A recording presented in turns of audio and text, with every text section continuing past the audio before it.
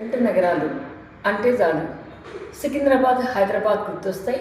ఇప్పుడు దానిలో మూడో నగరంగా సైబరాబాద్ కలిసింది.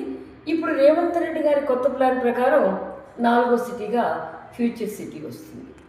ఫ్యూచర్ సిటీ కోసం తనదైన కొత్త ముద్రను వేసుకోవాలని చెప్పి మన రేవంత్ రెడ్డి గారు ఒక కొత్త ప్రతిపాదనకి తెరదీశారు. 3 జోన్లుగా విభజించారు.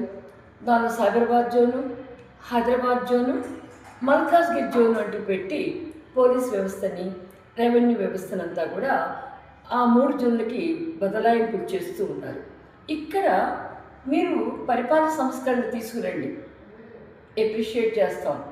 పరిపాలన సౌలభ్యం కోసం కొత్త కొత్త పథకాలను ప్రవేశపెట్టండి, మార్పులు చేయండి.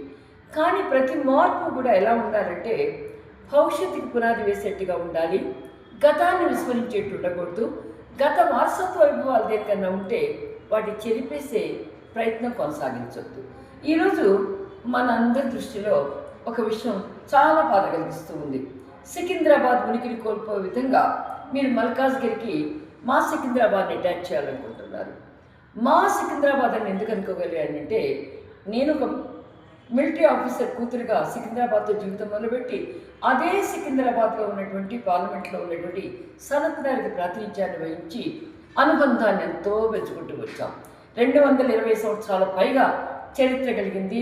బ్రిటిష్ వారి టైంలో కూడా లస్కర్గా ఎప్పుడు సికింద్రాబాద్ రెజిమెంట్ అంటూ భారత సైన్యంలో కూడా ప్రముఖ పాత్ర పోషించినటువంటి ఈ సికింద్రాబాద్ పేరును కనుమరుగయ్యేట్టు చేసి మల్కాజ్గిరి కిందకి తీసుకురావాలనుకుంటే దానికోసం మేము ఎంతో ఉద్యమాన్నైనా చేస్తాం.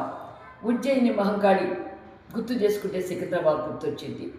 ఆ రోజు మహాత్మా గాంధీ గారి స్వాతంత్ర సమరంలో పర్యటించింది కూడా సికింద్రాబాద్ రైల్వే స్టేషన్లోకినే ఆయన మొదటిసారిగా కాలు పెట్టారు. బ్రిటిష్ వారి టైంలో కూడా సికింద్రాబాద్ రెజిమెంట్గా పేరుంది. ఈ రోజుకి కూడా మన భారత సైనిక వ్యవస్థలో కంటోన్మెంట్లో ఎక్కువ భాగం సికింద్రాబాద్కు సంబంధించింది. ఖైరతాబాద్లోని ఒక వార్డు, తర్వాత మిగతాదంతా కూడా మా సనత్నగర్లో సికింద్రాబాద్ కిందే ఉండడం జరుగుతుంది.